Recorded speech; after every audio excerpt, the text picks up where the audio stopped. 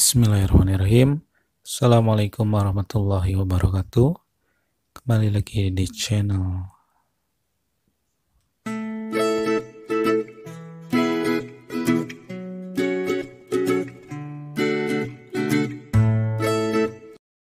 untuk yang baru gabung, jangan lupa subscribe agar bisa bermanfaat dan menyebarkan kebaikan dunia dan akhirat.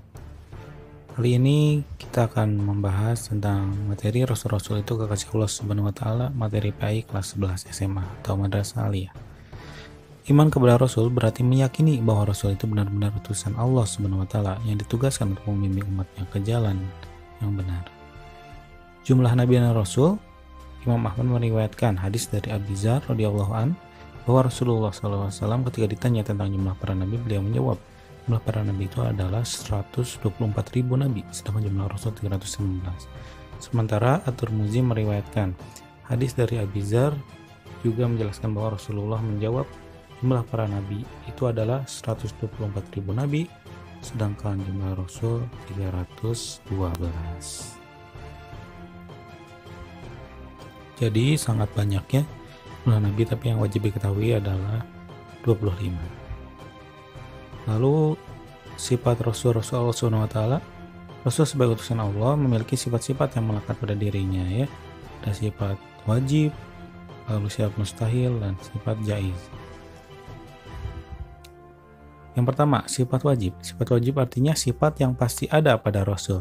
Tidak bisa disebut seorang Rasul jika tidak memiliki sifat-sifat ini. Sifat wajib Rasul ada 4. Yang pertama as-siddiq, yaitu Rasul selalu benar. Yang kedua al-amanah, yaitu Rasul selalu dapat dipercaya. Yang ketiga ada at-tabligh, yaitu Rasul selalu menyampaikan wahyu. Dan yang keempat al-fatonah, yaitu Rasul memiliki kecerdasan yang tinggi. Ini sifat wajib yang pasti ada pada Rasul.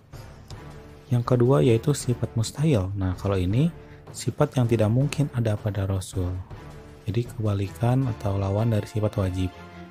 Yang pertama ada al-kizib, yaitu mustahil Rasul itu bohong atau dusta. Semua perkataan dan perbuatan Rasul tidak pernah bohong dan tidak pernah berdusta.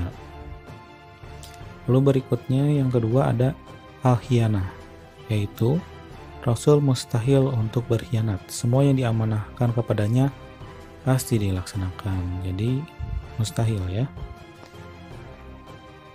Yang berikutnya yang ketiga ada al-kitman, yaitu Rasul mustahil menyembunyikan kebenaran. Jadi setiap firman yang ia terima dari Allah pasti ia sampaikan kepada umatnya. Lalu yang berikutnya ada al-baladoh, yaitu Rasul mustahil bodoh ya. Meskipun Rasulullah SAW tidak bisa membaca dan menulis atau umi, tetapi ia pandai, cerdas ya. Lalu tadi sifat wajib, yang kedua sifat mustahil, yang terakhir ada sifat jaiz ya. Bagi Rasul adalah sifat kemanusiaan, yaitu al-ardul basyariyah, artinya Rasul memiliki sifat-sifat sebagaimana manusia biasa seperti rasa lapar, haus, sakit, tidur, sedih, senang, berkeluarga, dan lain sebagainya. Karena Rasul itu manusia biasa, sama seperti kita ya. Rasul juga memiliki sifat-sifat yang tidak terdapat pada selain Rasul, yaitu sebagai berikut. Yang pertama ada ismatu Rasul, adalah orang yang maksum ya, terlindung dari dosa dan salah. Dalam kemampuan pemahaman agama, ketaatan dan menyampaikan wahyu Allah Subhanahu wa taala, sehingga selalu siaga dalam menghadapi tantangan dan tugas apapun. Yang pertama itu ya. Yang kedua yaitu iltizamu Rasul, adalah orang-orang yang selalu komitmen dengan apapun yang mereka ajarkan. Mereka bekerja dan berdakwah sesuai dengan arahan dan perintah Allah, meskipun untuk menjalankan perintah Allah itu banyak tantangannya, tapi Rasul tidak pernah sejengkal pun menghindar atau mundur dari perintah Allah Subhanahu wa taala ya. Jadi itu ada dua yang khusus ada pada diri Rasul ya sifatnya. Nah, ini tugas-tugas Rasul di antara lain. Yang pertama, menyampaikan risalah dari Allah Subhanahu wa taala. Yang kedua, mengajak kepada tauhid, yaitu mengajak umatnya untuk mengesahkan Allah Subhanahu wa taala dan menjauhi perilaku musyrik atau menyekutukan Allah ya. Lalu yang berikutnya yang ketiga, memberi kabar gembira kepada orang mukmin dan memberi peringatan kepada orang kafir. Lalu yang berikutnya, menunjukkan jalan yang lurus, ya, karena kita tahu dari dulu zaman jahiliyah, sekarang zaman terang benderang ya. Yang kelima, membersihkan dan menyucikan jiwa manusia serta mengajarkan kepada mereka kitab dan hikmah. Lalu ada yang terakhir sebagai hujah bagi manusia.